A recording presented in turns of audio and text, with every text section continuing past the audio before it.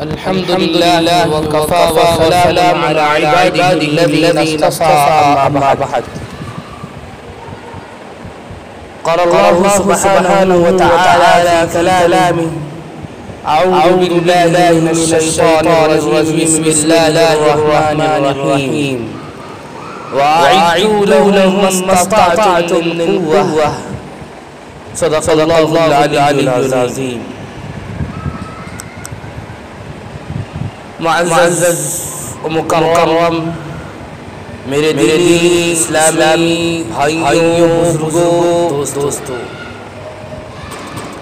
اللہ تبارک و تعالی نے مسلمانوں کو اسلام کی حفاظت کی طاقت بھر کوشش، جدوجہد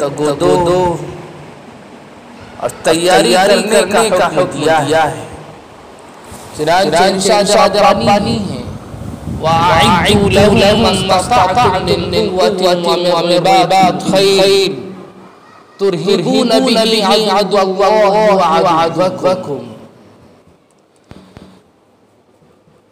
قرآن کریم میں بندے نے جو آیت تلاوت کی ہے اس میں ذرا غور کرے کہ یہاں پر اللہ تعالیٰ فرماتے ہیں: وَأَعِدُّوا لَهُم مَّا اسْتَطَعْتُم مِّن قُوَّةٍ. قوت کا لفظ ایک جامع لفظ ہے جس میں وہ تمام طاقتیں، وہ تمام قوتیں جو نتائج اور فیصلوں پر اثر انداز ہو سکے. یہ طاقت فوج کی بھی طاقت ہو سکتی ہے، یہ طاقت علم و دانش کی بھی ہو سکتی ہے، یہ طاقت افرادی قوت کی بھی ہو سکتی ہے. اور جو ملک اور جو ممالک جمہوری طرز حکومت کے حامل ہے ان کے یہاں بھی ووٹ ایک عظیم طاقت ہے، عظیم قوت ہے، بڑی طاقت ہے. ووٹ کے ذریعے اقتدار پر چڑھایا بھی جا سکتا ہے، ووٹ کے ذریعے حکومت کی کرسی پر بٹھایا بھی جا سکتا ہے، اور پستیوں کی وسیع و عریض اتھاہ گہرائیوں میں گرایا بھی جا سکتا ہے. اس لیے ووٹ بھی ایک طاقت ہے، نعمت ہے، اختیار ہے، اور ایسا ہتھیار ہے جو مؤثر ہتھیار ہے. اس لیے ووٹ کے ذریعے، ووٹ کے سلسلے میں ہمیں دو پہلو کو ملحوظ رکھنا بہت زیادہ ضروری ہے. عزیزوں، ایک یہ کہ موجودہ حالات میں بحیثیت مسلمان ہمارے لیے ووٹ دینا ایک مذہبی دینی فریضے کے درجے میں ہے، کیونکہ ووٹ ایک گواہی ہے. اور جب حق کو حاصل کرنے کے لیے اور ظلم کو روکنے کے لیے، ظلم و جبر کو روکنے کے لیے، ظلم و جبر اور تشدد کی راہوں کو ان کا سدباب کرنے کے لیے یہ گواہی دینا بہت ضروری ہوتا ہے. اس وقت میں مسلمان صورتحال سے دوچار ہیں. اس سے پہلو صحیح برتنا کسی طرح روا نہیں، بلکہ قرآن مجید زبان میں یہ اس طرح گواہی نہ دینا، ووٹ نہ دینا کتمان شہادت ہے. کیونکہ صاف قرآن کریم یہ کہتا ہے: وَلَا تَكْتُمُوا الشَّهَادَةَ، کہ تم شہادت کو مت چھپاؤ، گواہی کو مت چھپاؤ. گویا اگر مسلمان اس الیکشن میں ووٹ نہیں دیتا ہے تو وہ کتمان شہادت کا مرتکب ہوگا، جس سے اللہ تعالیٰ منع کرتا ہے. عزیزان گرامی، جھوٹ بولنا، دھوکہ دینا اور تلبیس سے کام لینا عام حالات میں بھی گناہ ہے. کیونکہ جھوٹ کے بارے میں اللہ تبارک و تعالیٰ فرماتے ہیں کہ اللہ تعالیٰ جھوٹوں کو پسند نہیں کرتا. اور حدیث میں فرمایا گیا کہ مومن بزدل بھی ہو سکتا ہے، کنجوس بھی ہو سکتا ہے، لیکن مومن جھوٹا نہیں ہو سکتا. تو اس میں جھوٹ نہیں بولنا ہے، تلبیس سے کام نہیں لینا ہے، لیکن گواہی میں دھوکہ دہی عام گناہ ہے، جھوٹ بھی عام ہے، دھوکہ دہی بھی عام ہے۔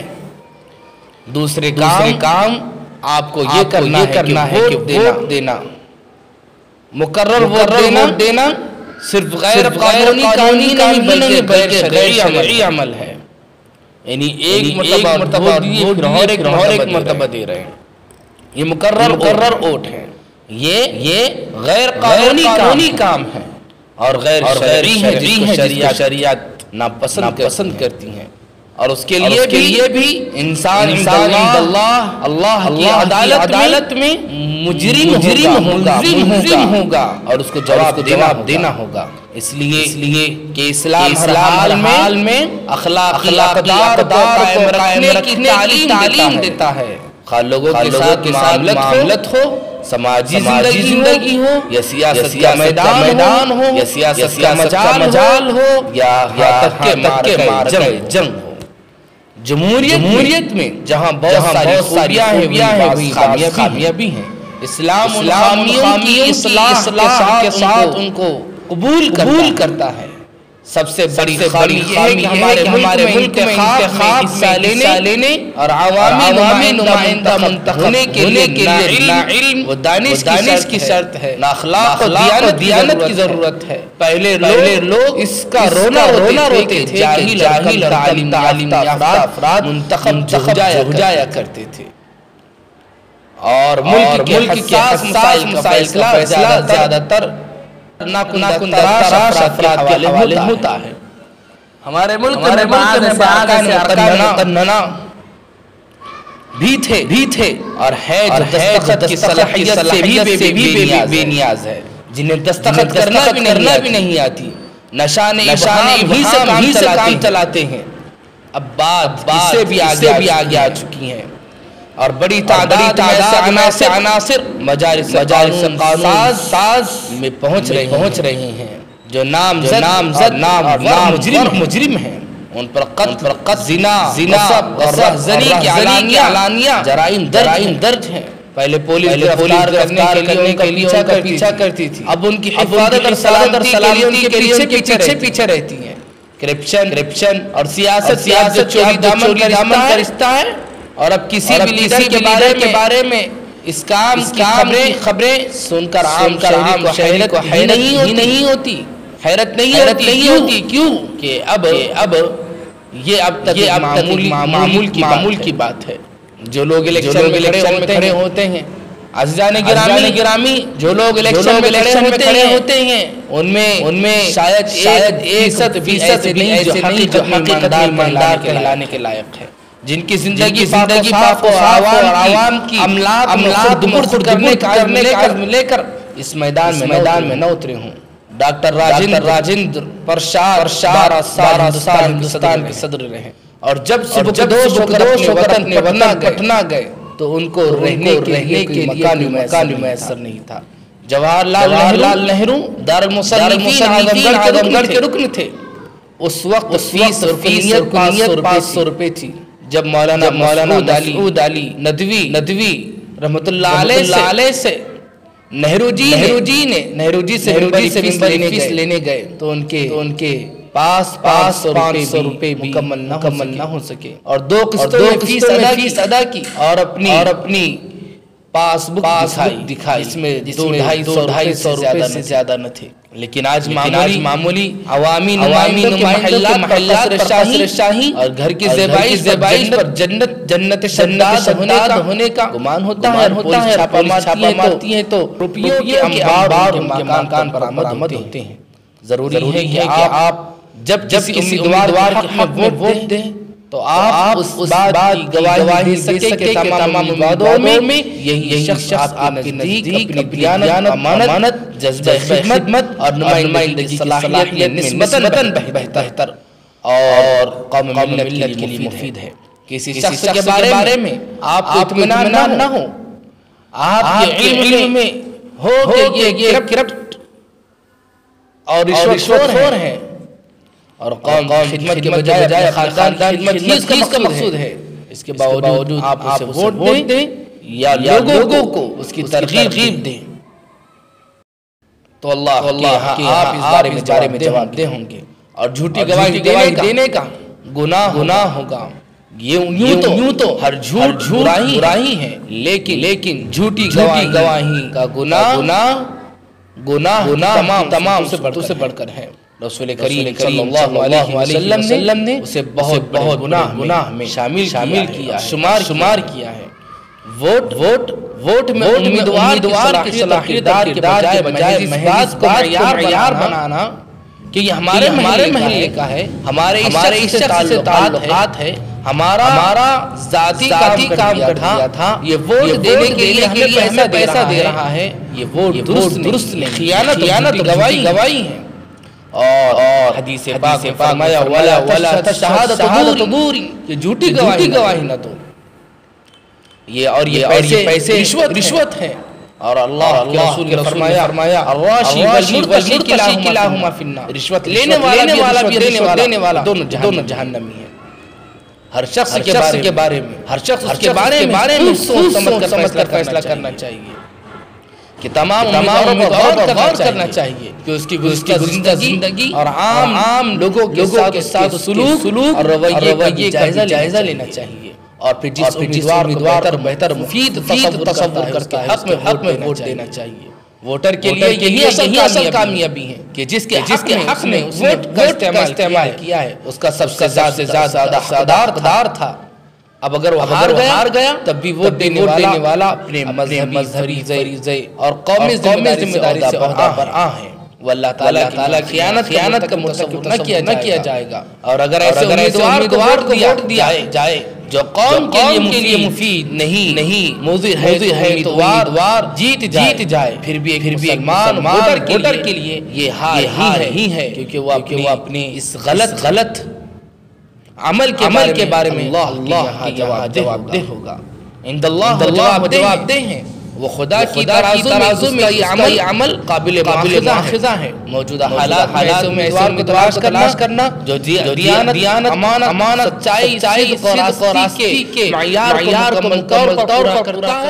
ایسے شریعت کا یہ اصول ہے کہ اگر دو برائیوں میں سے ایک کو اختیار چاوا رہا ہوں تو کم درجے برائی کا انتخاب کیا جائے. فقہ نے بے شمار بنیاد اسی پر رکھی ہے. اور آج کے حالات اصول کو اس اصول کو اختیار کیا کوئی چارہ نہیں.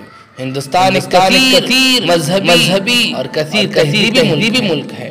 اس ملک کی آزادی میں تمام طبقات کا حصہ رہا. اس کے لیے سبوں قربانیاں دی اور سب کے خون جگر مل کر سرزمین سفر طے کیا. ملک کے دستور میں بھی اس کا لحاظ رکھا گیا. مساوات بھائی چارہ تہذیبی رنگی ہمارے دستور کی روح ہے. ایک مذہب یا ایک تہذیب کی بالادستی دستور کی روح اور اس ملک کے معمار خواب کے برعکس ہے. مگر افسوس بعض قوتیں دستور کی روح کے خلاف کام کر رہی ہیں اور انہوں نے نفرت کا اپنا ایجنڈا بنا لیا ہے.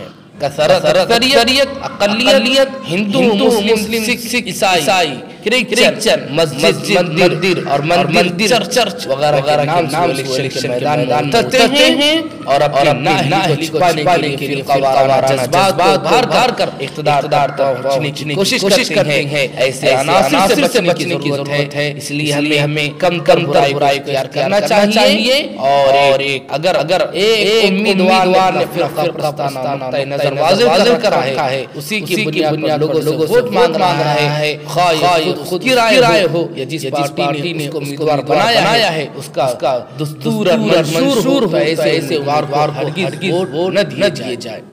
یہ ملک اور قوم کے ساتھ بے وفائی ہے، غداری ہے.